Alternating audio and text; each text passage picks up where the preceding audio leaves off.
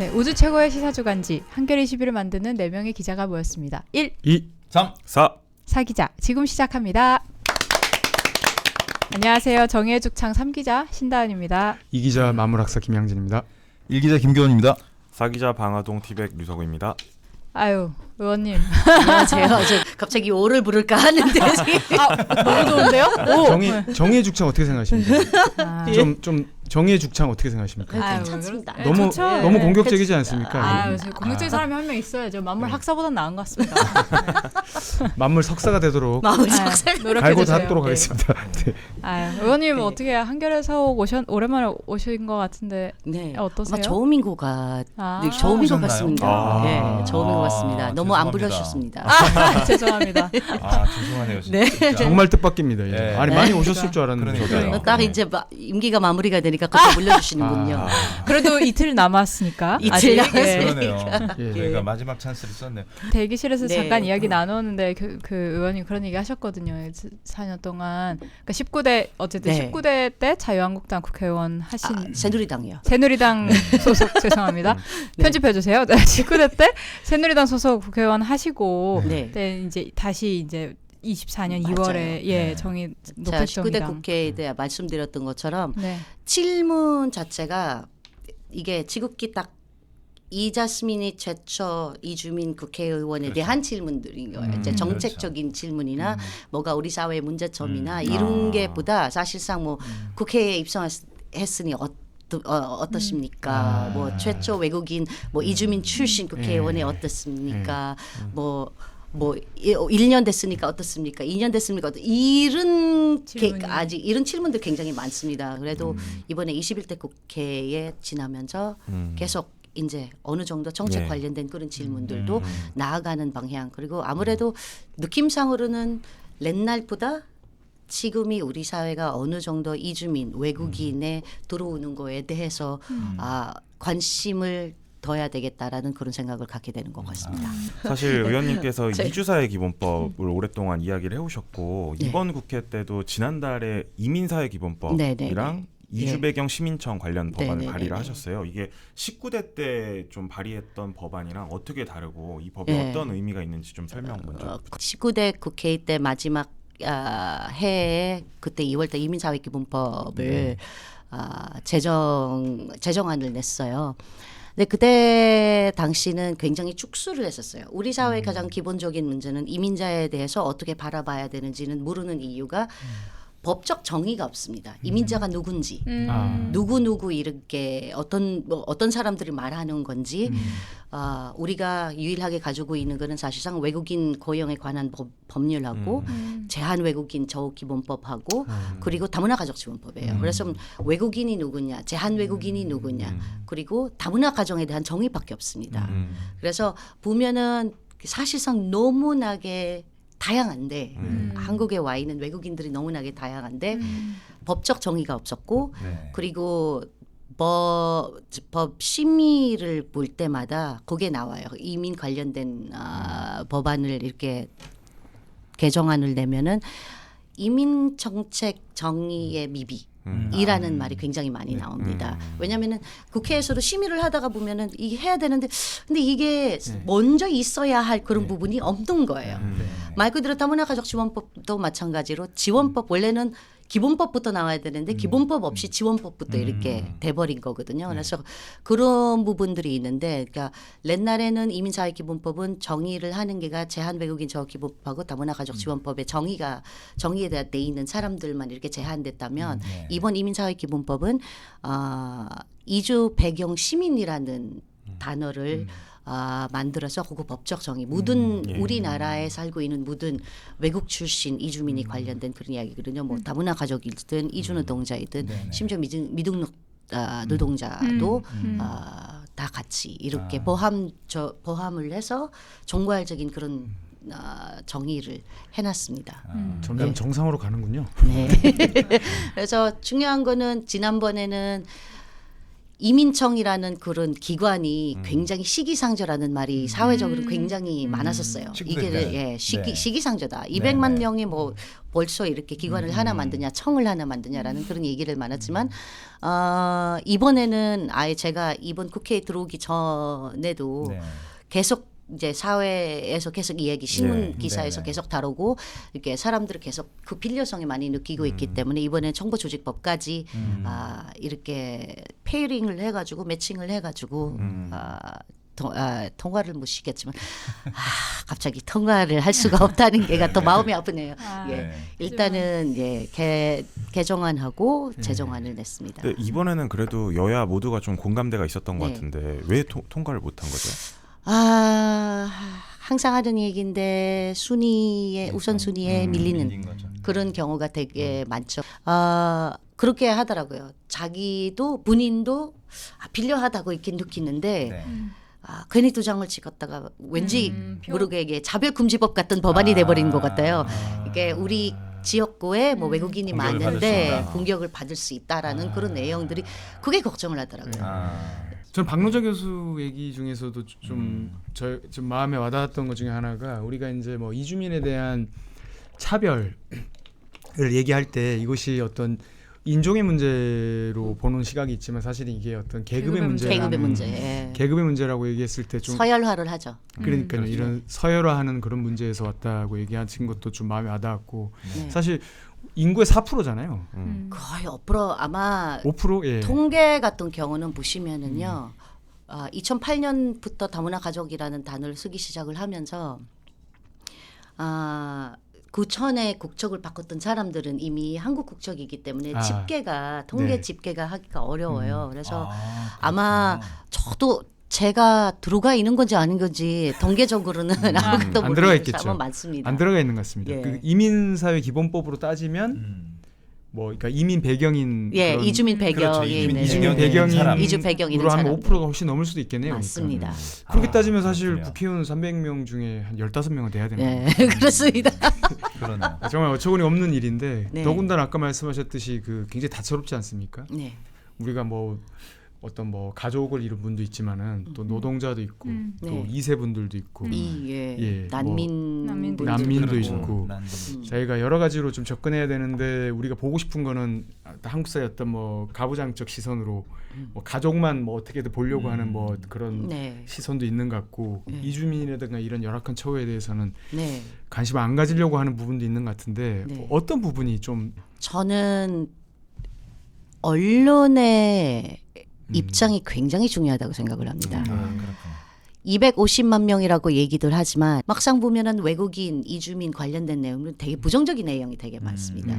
250만 명에 왔지만 사실상 보면은 자기의 일터나 자기 일하는 것이나 공부하는 것이나 또는 가족 중에 외국인이 없는 이상은 한 번도 외국인이랑 진지하게 대화를 해봤거나 이게 일을 해봤구나. 예, 그게 저기 뭐죠? 또 접점이 없다는 거죠? 예, 접촉이 없다는 예. 거죠. 이제 접촉이 없다가 보니까 외국인들이 한 생각이 어떠세요라고 이렇게 물어보면 글쎄요, 제가 얘기를 못 해봐서 그냥 그러면 기준이 뭐가 될까요? 이런 사람들은 신문 기사고 그렇죠. 미디어에 나오는 그 이미지를 기준이 돼버립니다. 그렇죠.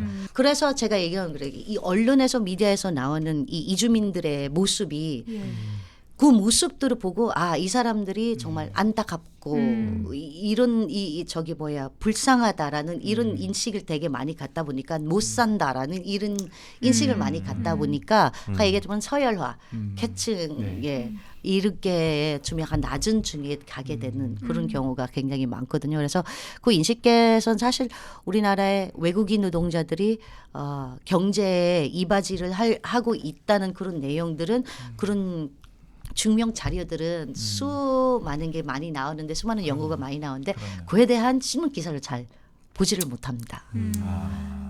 그래. 이주민들이 우리 사회에 얼마나 기여하는지 이런 얘기는 안 네. 쓰는 범죄를 혹시 뭘 보셨어요? 저질렀는지 이런 것만 쓰죠. 주로. 그렇죠. 이게 좀 약간 쓸데없는 두려움을 갖게 하는. 갖게 하는 거거든요. 예. 왜냐하면 난 한 번도 저는 외국 외국인들이랑 이렇게 얘기를 해봤으면 다 아니야 이런 사람도 있다 저런 사람도 있다 이렇게 얘기를 할 수 있는데 전혀 경험을 없던 사람들은 미디어를 통해서 예. 하게 되거든요. 지금 이제 윤석열 정부의 정책도 좀 이야기를 네. 해봐야 될 것 같은데 지금 현 정부의 이주민 정책의 핵심은 좀 이중적인 대우가 아닌가 싶은데요. 네. 한동훈 전 비대위원장이 법무부 장관 시절에 이런 말을 했었죠. 그러니까 전문직 이주민 규제 가감히 철폐 이런 말을 했던 것처럼 그러니까 각종 뭐 화이트 칼라에는 유인책을 주고 뭐 건설 현장이나 공장에서 일하는 블루 칼라는 뭐 낙후된 일자리를 전혀 개선시키지 않는 그리고 마구잡이로 단속하고 있는 이런 상황인데 이런 좀 정책에 대해서는 어떻게 평가하시는지 궁금합니다. 쉽게 얘기하자면 화이트 컬러를 이게 고학력 기술직 어느 나라나 다 필요합니다. 그렇죠. 그럼요. 오냐 뭐냐는 오고 거죠. 이게 오냐는 거죠. 어떤 나라든 똑같은 정책을 펼치고 있어요. 이민 정책을 보시면 다른 나라들도 정책이 비슷해요. 이게 고학력 기술이 높은 사람들이 원하죠. 우리가 아마 제4차 외국인 기본 계획도 나왔었지만 1차부터 4차까지 똑같이 거기 보시면은 가장 미비한 부분이 이 엘리트를 데려오는 그러니까 고학력 기술직의 그런 사실은. 굉장히 가장 미비한 부분이거든요. 재울 수가 없었어요. 근데 잘 생각해봐요. ICT에 제가 전문가예요. 네. 근데 ICT 아시다시피 어느 나라든 지금 완전 유럽이든 그렇죠. 미국이든 뉴질랜드, 그렇죠. 호주든 난리죠. 똑같이 네. 모시려고 하잖아요. 네. 제가 한국에 왜 오냐 이거죠. 그렇죠. 만약에 여러분들은 한국에 왜 ICT 오냐. 전문가인데 네. 그 수많은 국가를 놔두고 네. 네. 뭐 여러분들 한국말을 할 줄 아니까 네. 뭐 한국에서 있겠지만 한국말 못하는 사람들은 어디로 가겠습니다. 재울 수가 없는 거거든요. 근데 막상 우리가 현실을 제대로 안 보고 계시는 거거든요. 대부분 사람들이. 그렇죠. 우리가 지금 고령화 사회, 인구 소멸 관련된 그런 부분들이 뚜라닥치고 있는데 네. 일할 사람은 없고 그렇죠. 제조업이 죽어가고 있고 다 해외로 다 나가야 할 상황인 거고 우리 노인들은 돌봄 문제가 굉장히 강하고 아이도 안 나는 세계에서 유례도 없는 0.6까지 떨어질 가능성이 있는 저출생 이게 이 문제들이 바라보지는 않고 다르게 이렇게 좀 약간 조금 더 키워야 돼, 잘 돼야 된다. 누구나 글로벌 국가는 될 수는 네. 있죠. 그게 네, 문제는 그렇죠. 어떻게 하느냐죠. 저임금 일자리의 노동자의 처우 개선이 네. 더딘 문제, 네네. 혹은 오히려 미등록 이주민을 강하게 단속하는 문제, 네. 그 문제에 대한 의견도 좀 있으세요? 어떤 전문가가 저한테 그랬어요. 대한민국에서 관리를 할 수 있는 미등록자의 수는 네. 미등록 외국인의 수는 20만이라고 합니다. 20만 명. 네. 네. 그러니까 관리를 한다는 게 단속을 해서 내보내고 그 숫자가 줄어야 되는 거거든요. 근데 우리가 지금 몇 명이에요? 43만 명 정도 될걸요? 제가 알기로는. 네. 미등록이요. 미등록 외국인이 그렇게 돼 있는데 뭐 여러 사유가 있겠죠. 근데 우리가 작년에 되게 대대적으로 작년 말 연말에 이렇게 대대적으로 되게 단속을 굉장히 그래서 뭐 3만 8천 명인가 뭐 3만 네, 몇 명이 엄청 이렇게 많이 했죠. 잡혀갔다고 네. 이렇게 다 내보냈다고 네. 얘기를 하지만 근데 같은 시기에 통계를 보니까 작년하고 올해 훨씬 더 많아졌어요. 아, 그러니까 이게 관리를 그러면 할 수 타버렸구나. 있는 이렇게 관리를 할 수 있는 미등록자의 수가 20만 명이면은 네. 우리가 이미 헐 넘었었어요. 안 그래도 필요한데 40만 명이나 다 미등록자가 굉장히 많이 와 있는데 또 사상 최고 16만 5천 명을 데려온대잖아요. 올해. 그렇죠. 2년 사이에 3배가 된 거거든요. 코타가. 네. 1년 코타가 5, 6만 정도 하거든요. 2022년까지만이라도. 눈가리고 아웅하는 것 같습니다. 지금 뭐 네. 거의 뭐. 근데 그게 문제인 거거든요. 그러니까 이게 우리가 바라봐야 할 문제는 게 사람이다 보니까 그러니까 사람을 안 봐서 그래요. 이게 가장 기본적인 맞습니다. 도구가 되어 정책의 있고. 방향성의 문제예요. 우리 같은 그러니까 사람인데 노후화로 네. 해서 도구가 되어 있죠. 뭐 말 그대로 뭐 휴지 조각처럼 이렇게 한 번 쓰고 갖다 버릴 그렇죠. 수 있는 네. 그런 생각을 가지고 있기 때문에 그렇게 하면은 이제는 사실상 우리는 지금 지역 특화 비자도 생겨났고요. 지역 특화 비자 같은 경우는 거의 이민 그러니까 가족 이민이 가능한 그런 수준이군요. 예, 그런 수준에 왔었거든요. 거기 지금 뭐 재작년에 시범 사업을 해가지고 뭐 10개의 지역에서 지금 66개의 지역으로 이렇게 신청자들이 네. 신청 지역이 굉장히 많거든요. 이제 특히나 소멸 지역 같은 경우들은 굉장히 많다는 것이죠. 그래서 거기에서 그 지역에서 살면서 불의를 수 잡고 있게. 이렇게 네. 5년 정도 살게 되면은 영주권을 주고 그 영주권은 또 나중에는 국적으로 바꿀 수 있는 그런 길이거든요. 우리 지금 이주노동자 외국인 이주노동자 같은 경우 가장 큰 문제는 영주권 아예 그 자체에 넘어가지를 못하거든요. 그러니까 4년 10개월. 왜 4년 10개월인지 잘 아시죠?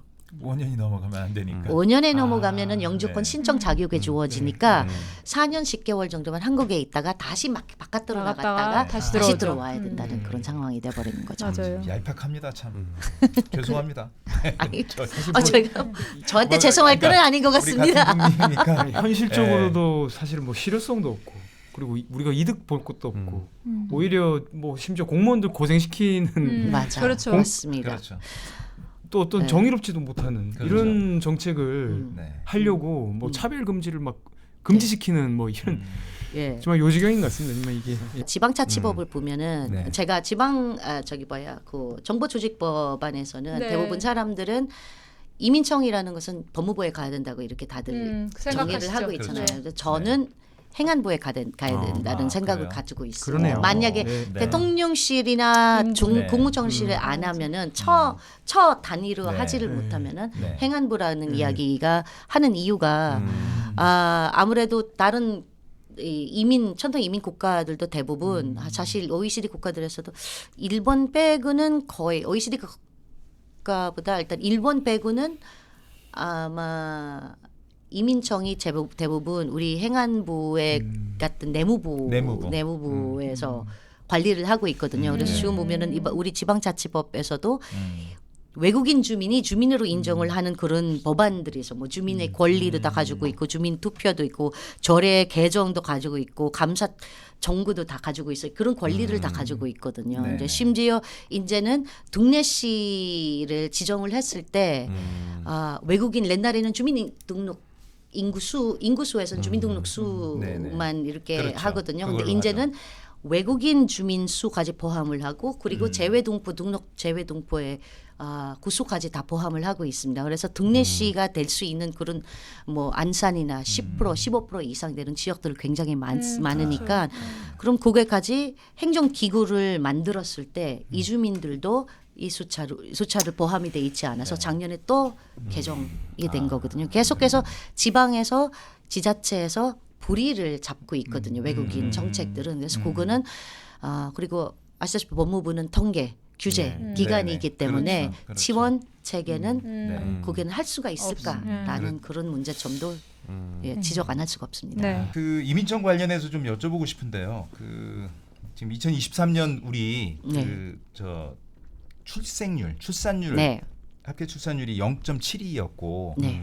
0.6대까지 작년 네. 하반기에 떨어졌거든요. 네. 이게 네. 어디까지 떨어질지 너무나 지금 우려스러운 상황인데 이런 어떤 인구 감소의 대책 중에 하나로 여러 가지가 있는데 그 중에 하나로 우리가 이민을 조금 더 네. 좀 전향적으로 예. 받아들이고 개방을 해서 외국인들을 받아들이는 식으로 그러니까 네. 새로운 어떤 그 사회 구성으로 네. 가야 되지 않느냐 하는 그런 의견이 있습니다. 가장 중요한 거는 일단은 인구 소멸이나 저출생, 고령화 사회에서는 이민은 절대적으로 근본적인 해결법은 아닙니다. 우리가 근본적으로 문제점이 제가 그렇잖아요. 다문화 가족들은 결혼을 하게 되면은 동남아시아 국제 결혼 같은 경우는 그때 국제 결혼도 정부 사업이었었어요.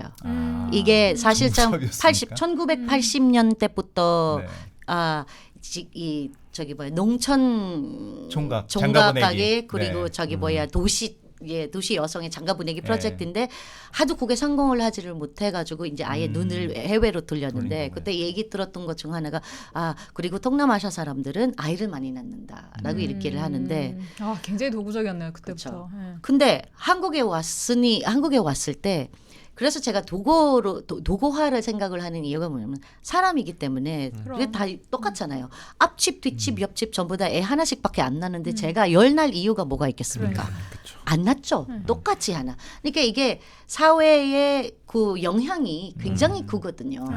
이렇게 일단은 사람은 사람이라고 이렇게 바라봤을 때는 그러면 답이 나옵니다. 행정적으로, 정책적으로 답이 나오는 건데 가장 높으신 분이 사실상 이민 정책에 대한 기본적인 내 입장이 무엇이냐에 따라서 사회가 달아가게 돼 있습니다. 미국 같은 경우는 오바마 때하고 트럼프 때 그 너무 차이점을 다르죠. 보시면 될 것 같습니다. 현장과 그래서, 제국이죠. 예. 그래서 이게 내 정당이 뭐 저기 뭐라 그러죠? 그 보수. 보수냐 진보냐에 상관없이 기본적으로 이 나라 가야 할 방향을 정할 때 이 이민 정책을 어떻게 바라봐야 할지, 얼마나 받을 건지, 언제까지 받을 건지, 그리고 우리가 얼마나 받아야 된다는, 그러니까 기본적인 질문들을 가지고 있어야 되는 거거든요. 그 기본적인 질문에 답. 저는 뭐 우리 문 개방을 하고 모든 게 다 들어와라 이렇게 하는 게 거기가 아니라 우리 필요한 걸 일단 인정을 해야 되는 거거든요. 정부에서 정치인들도 우리가 필요하다는 거 인정을 하고 그럼 그거에 대한 대책을 세워야 되는데 항상 이 일도 있고 저 일도 있고 우선순위에서 밀려다 보니까 필요한 거는 아는데 제대로 된 설명을 할 수가 없는 거예요. 도대체 얼마나 필요한 건지. 그래서 지금 항상 땜질식 정책을 하다 보니 한참 필요할 때마다 그냥 와요. 사람이 그냥 물러. 그때 우리 부르는 거죠. 너 그때. 돌봄 너무 문제가 많으니까 더 불러. 사람 불러. 제조업에 그러면 불러. 이 불러. 왜냐면 가려는 사람이 많거든요. 근데 제가 얼마 전에 그 얘기를 들었었어요. 한국 사회에서 이 이주민들도 이주 노동자들도 자별을 겪고 있다는 거는 자별적인 대도를 자별적인 그런 그 경험인 것보다 좀 그런 지급을 당하고 있다는 거 알고 있으면 과연 한국에 올까? 왜냐면 지금 보시면은 그렇죠. 다들 잘 모르는데 외국인 노동자들 한국에 왔을 때 뭐 당연히 계약을 하고 왔기 때문에 E9 비자 같은 경우는 뭐 고용허가제를 위한 걸 당연히 그게 한국 사회를 잘 모르기 때문에 내가 차별 대우를 받고 있는 건지는 아닌지는 잘 모릅니다. 제가 처음 시집 왔을 때 우리 집에는 김장을 하면은 막 200부기, 200부기 이렇게거든요. 150부기, 200부기. 근데 저는 내가 알고 있는 거는 이 집안이기 때문에 제 생각으로는 모든 사람들이 모든 한국 여자들은 전부 다 200부기 김장을 하고 있구나. 서울 한복판에서. 그렇게 생각을 하거든요. 근데 막상 사회생활 나가다 보니까 다 사먹. 그렇죠. 예. 왜요? 하고 이렇게 하잖아요. 그게 마찬가지예요. 외국인이기 때문에 한국 사회에 대해서 잘 모르고 한국 제도에 대해서 잘 모르기 때문에 이게 자별 대우인지 아닌지는 모릅니다. 네. 모르기 때문에 남아있는 겁니다. 알게 되면은 어떻게 될 것 같습니다. 남아있겠어요. 지금 나중에는 이 이민 전쟁이 일어나고 있습니다. 지금 이민자들이 모든 나라가 저출생이고 고령화이고요. 모든 잘 사는 나라들은 다 저출생이고 고령화고 그러면 전부 다 데려와야 된단 말이에요. 데려와야 되는데 나중엔 우리가 너무 늦게 이 깨달음이 너무 늦게 오게 되면 결국은 우리가 데려올 사람이 없다는 것이죠. 그러니까 당장 눈앞에 벌어진 일인데 그걸 잘 모르고 있군요, 우리가. 그러니까 뭔가 정치적인 분위기들은 많이 있는데 네. 그게 어떤 아주 그 농익은 푸시가 되게 열매로는 필요한데 이 누구를 밀어야 되는 건지 그래서 너무 안타까운 거는 또 22대 국회에서는 스피커 역할을 할 사람이 없죠. 없어지는 네. 거거든요. 그거를 좀 마지막으로 저희가 시간 관계상 여쭙고 싶은데 사실 뭐 22대 총선에서 오히려 막 자국민 보호연대라고 해서 이제 예. 잘 아시겠지만 네. 이렇게 막 오히려 납치감금하는 거를 구호로 내세운 사람이 있을 정도였고 말씀하신 대로 22대 국회 스피커가 없어요. 이주민을 대표할 이런 상황에서 또 어떻게 사실은 다음 전선을 구축할 것인가. 차별금지법도 입법이 안 된 마당에. 예. 거꾸로 갑니다. 세상이 위기. 정말. 그렇죠. 네, 그거 마지막으로 여쭙고 저희가 프로그램 정리하려고 합니다. 저는 사람들이 물어봤을 때마다 이제 외국인에 대한 이 혐오, 이 외국인에 대한 이 편견에 왜 가지고 있느냐라고 물어봅니다. 저는 항상 얘기는 겁이 나서 그럽니다. 맞죠. 너무 모르는 상황이기 때문에 대한민국에서는 너무 몰라서. 대한민국은 외국인 받아들인 지 얼마 안 됐고 해외 나간 지도 1980년 맞습니다. 80 맞아요. 올림픽 80년대 끝나고 나서 후반, 이렇게 네. 나갈 수 있었던 거기 때문에 미지에 대한 두려움들이 있습니다.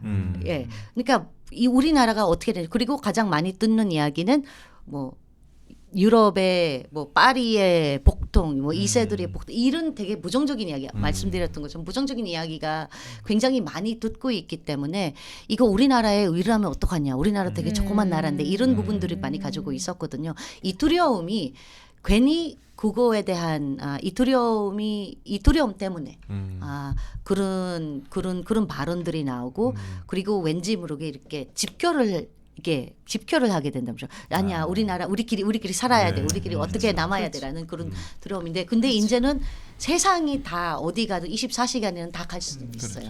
이렇게 다 열린 세상이거든요. 문이 어떤 사람은 저한테 이민 전문가가 그렇더라고요. 대한민국의 이민 정책이 펼치기 가장 좋은 나라이다라고 얘기를 하는 게 미국 같은 경우는 어느 주에 들어갔다가 다른 주에 나가게 되면은 몰라요. 누가 나간지 누가 들어왔는지.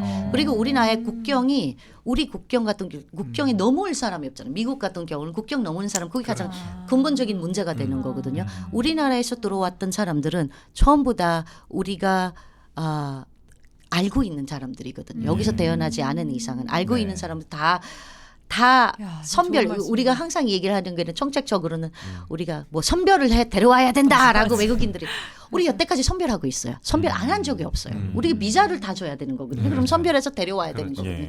여태까지도 선별을 하고 있는데 문제되는 거는 우리가 정주화를 할 거냐 안 할 거냐라는 그런 기본적인 방침이거든요. 근데 이제는 어쩔 수 없이 이게 정조화를. 인구가 소멸이 돼 가니까 그래 그냥 받자 이게가 아니라 준비를 해야 되는데 그거 준비를 하고 있는 기관이 없다는 거예요. 대한민국에.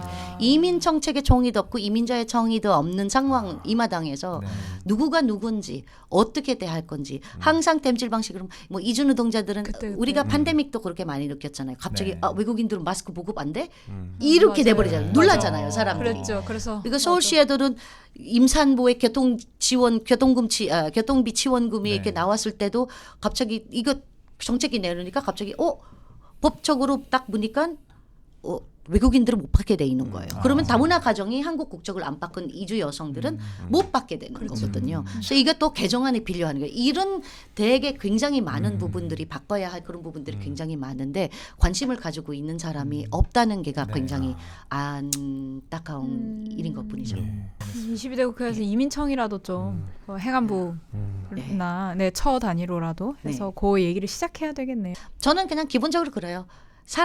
이분들이 선별을 해서 데려왔던 이 사람들도 돌봄 노동자이든 이주 노동자이든 결혼 이주 여성이든 사람이라는 기본적인 개념으로 바라보게 되면은 정책 방향도 달라지지는 않을까라는 그런 얘기를 말씀드리고 싶습니다. 맞습니다. 지하철에 임산부 외국인이라고 못 앉게 하는 거는 너무 비인간적이잖아요.